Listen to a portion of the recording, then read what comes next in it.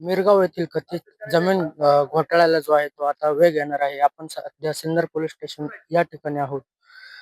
या प्रकरणातील मुख्य संशयित गोंदबाबा अशोक खरात याला सिन्नर पोलिसांनी पुन्हा एकदा ताब्यात घेतले आहे.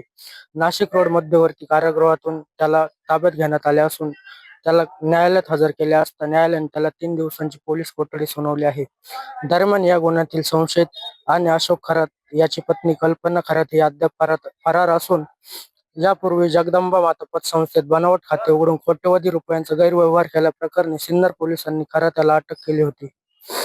त्या गुन्ह्यात त्याला न्यायालयीन कस्टडी देण्यात आली होती. आता दुसऱ्या गुन्ह्यात जमीन फसवणुकीच्या गुन्ह्यात त्याला पुन्हा एकदा ताब्यात घेण्यात आले असून कुंदेवाडी येथील शिवराम एकनाथ माळी यांनी या प्रकरणात तक्रार दाखल केली आहे. माळी आणि त्यांच्या भावांनी 1997 मध्ये मिरगाव शिवारात सुमारे 15 लाख रुपयांना 16.5 एकर जमीन जी आहे ती खरेदी केली होती. नोव्हेंबर 2003 मध्ये अशोक खरात यांनी माळी यांच्या शेतात जाऊन मंत्रोच्चार व पूजाविधी करत तुमच्या कुटुंबावर संकट आहे, जमीन मला विकल्याशिवाय त्यातून मुक्ती मिळणार नाही अशी भीती खरातने माळी यांना दाखवली.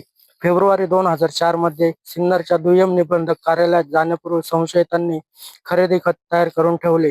माळी यांना कोणताही मोबदला न देता केवळ विश्वासाचा गैरफायदा घेऊन त्यांच्या स्वाक्षऱ्या घेऊन खरातने फसवणूक करून कोट्यवधी रुपयांची जमीन जी आहे ती स्वतःच्या नावावर करून घेतल्याचा आरोप या तक्रारीत करण्यात आला आहे.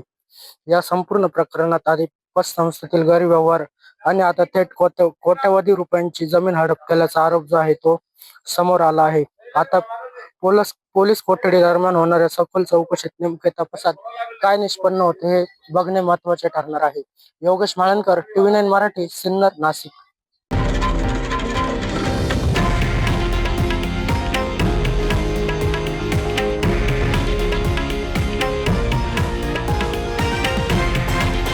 हे आहे देशातील नंबर 1 न्यूज नेटवर्क आणि आपण पाहत आहात TV9 मराठी, एकमेव.